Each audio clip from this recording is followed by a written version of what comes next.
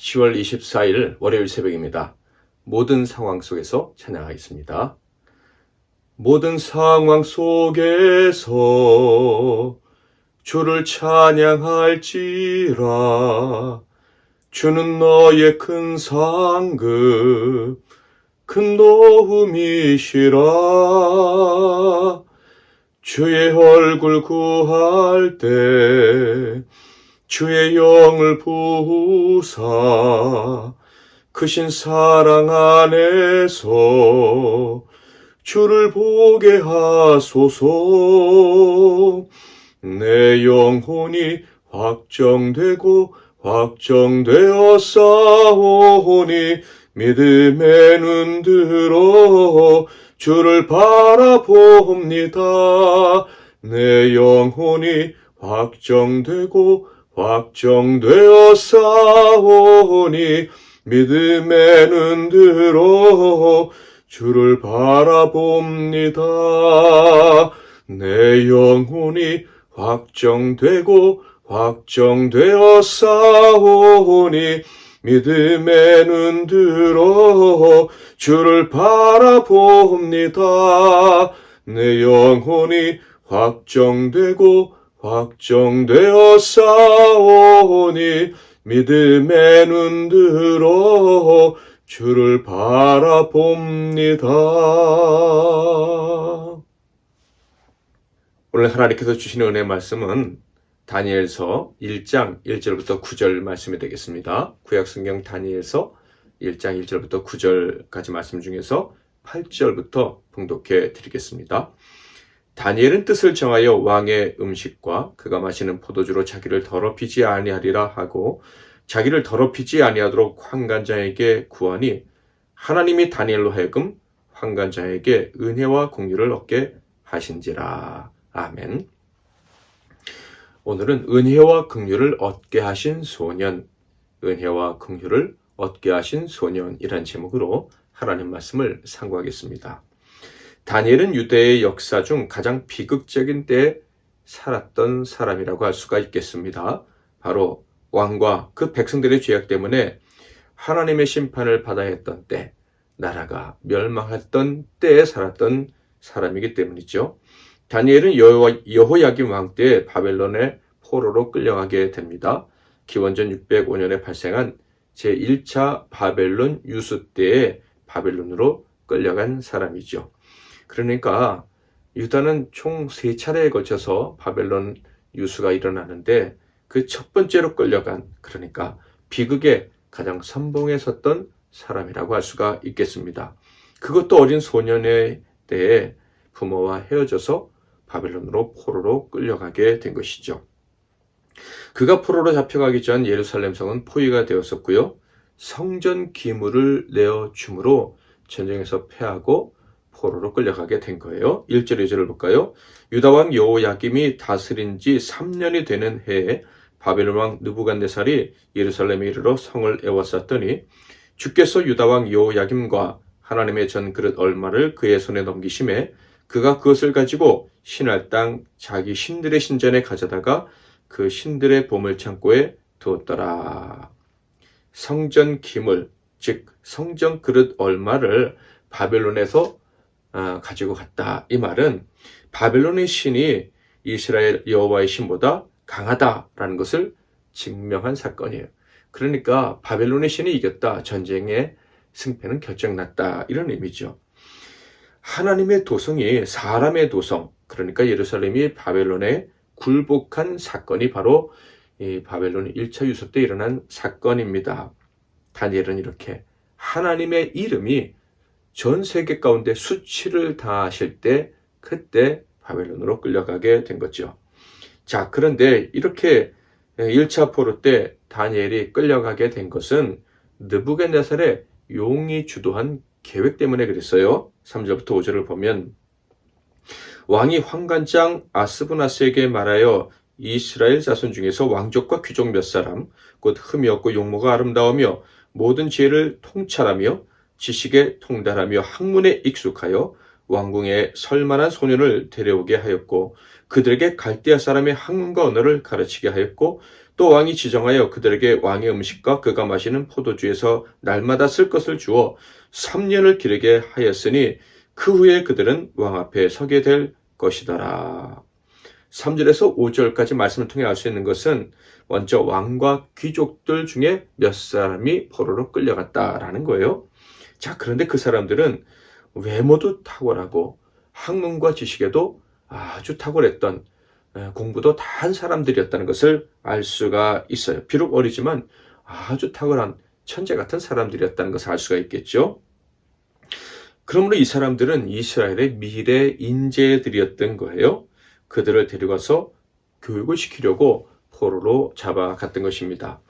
자, 그렇다면 그들을 데려가서 어떤 교육을 시키려고 했는지를 알아볼 필요가 있는데, 느부갓네살은 그들에게 갈대아 곧 바벨론의 학문과 언어를 가르치고 음식 문화에 적응하게 하라는 명을 내립니다. 뿐만 아니라 이름도 바꿔줬어요.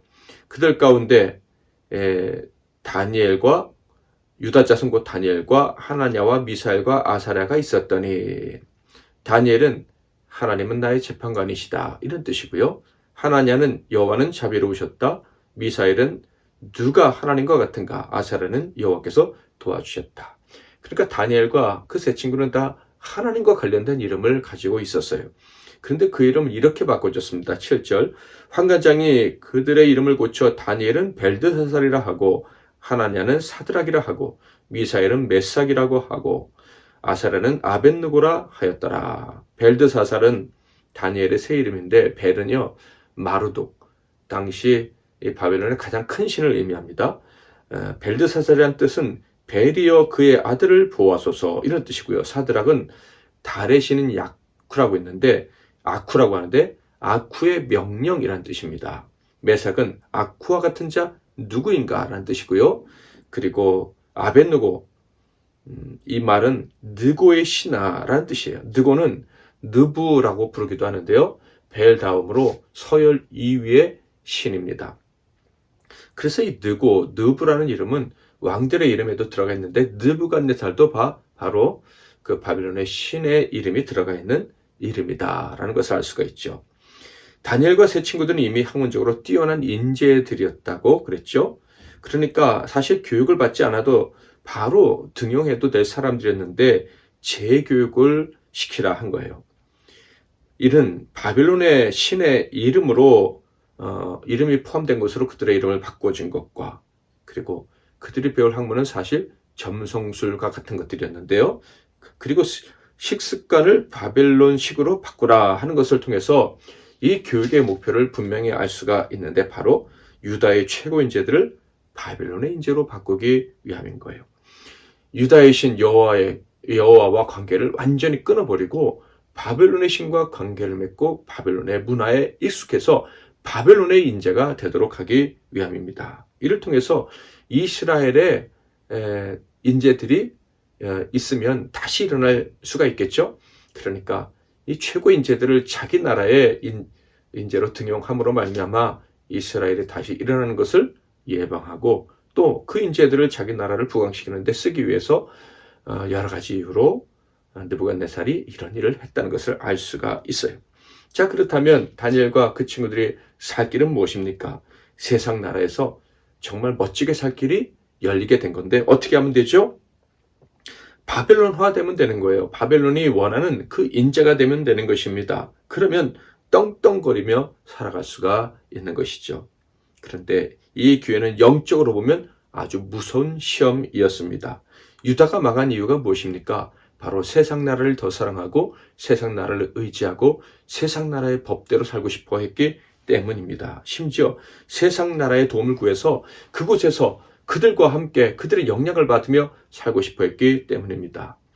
그러므로 다니엘과 세 친구가 바벨론 곧 세상 나라에서 살려고 그 나라의 법을 배우고 적응하고 그 나라에 대한 사랑을 고백하기만 하면 그들의 육은 당장은 잘 살지 모르지만 또다시 망하고 완전히 망하고 아무리 70년이 찼다 해도 가나안 땅으로 돌아가는 일은 없어지게 될 것입니다. 취소가 되겠죠.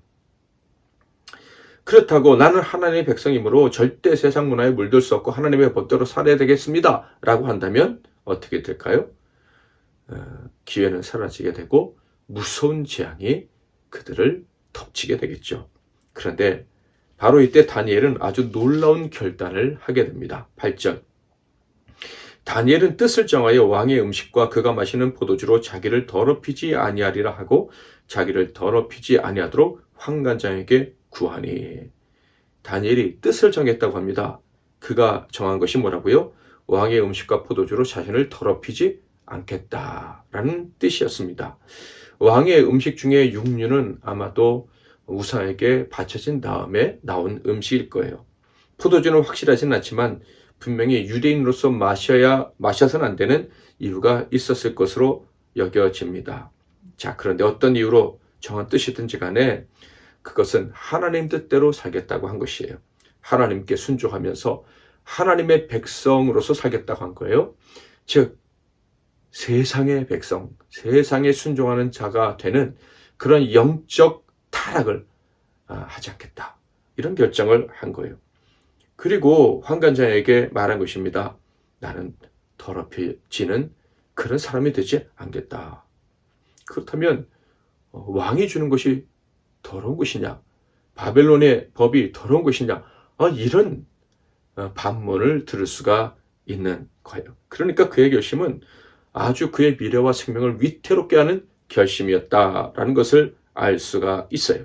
왕의 계획을 전면적으로 거부했을 뿐만 아니라 왕이 내린 음식이 부정한 것이라고 이야기하므로 용서받기 힘든 망령된 행동이었던 것입니다. 자, 그런데 그때 참으로 놀라운 신비한 일이 벌어지게 되죠. 9절을 볼까요? 하나님이 다니엘로 하여금 환관장에게 은혜와 긍휼을 얻게 하신지라. 환관장이 누굽니까? 왕의 가장 가까이에서 왕을 돕는 최고 신복 중에 한 사람입니다. 그런데 그 사람에게 은혜와 긍휼을 입었다라는 거예요.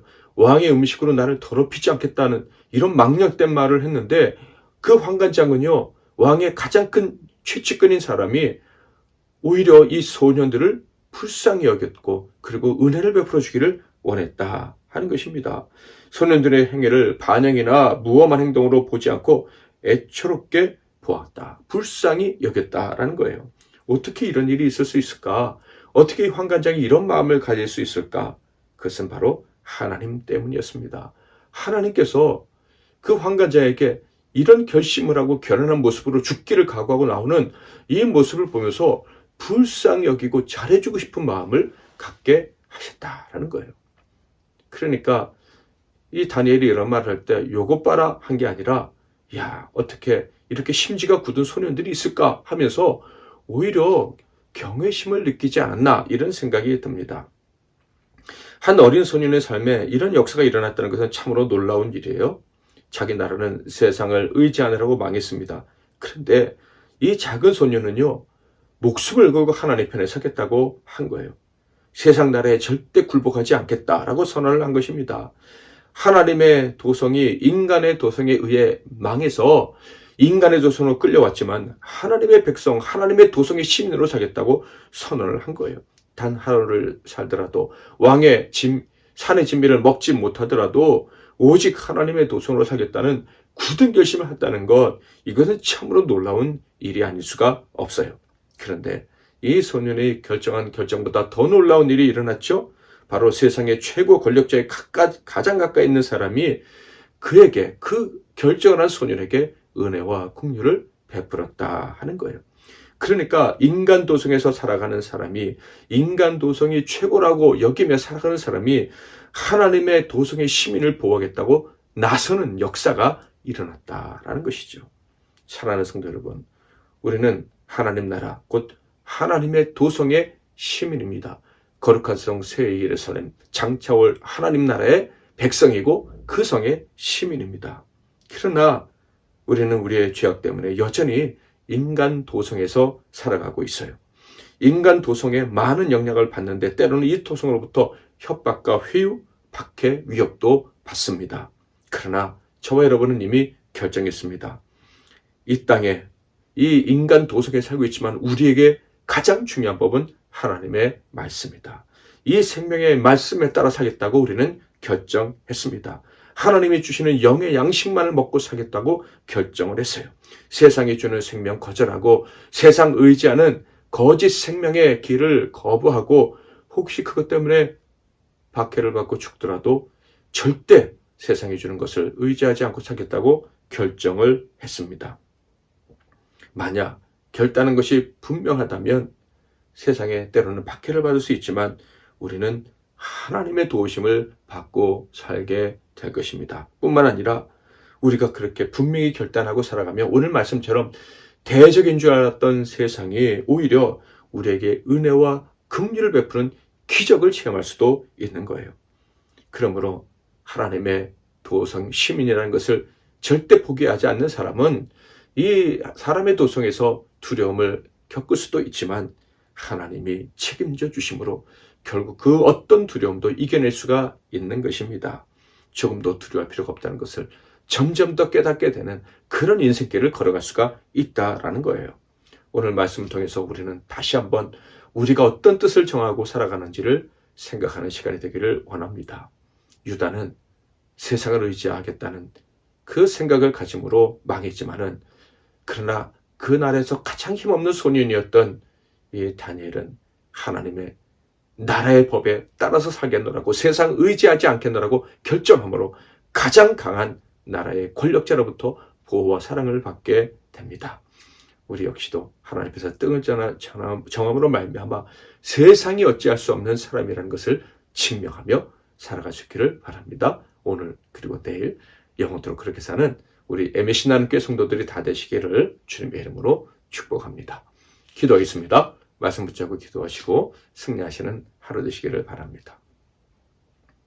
하나님 아버지, 절대로 이 세상의 법에 순종할 수 없고 오직 하나님의 법대로 살기를 결정함으로 하나님뿐만 아니라 세상으로부터도 은혜와 긍휼을 입은 소년 다니엘과 그 친구들처럼 우리도 결단하고 살아갈 수 있는 기회를 허락해 주시니 감사합니다.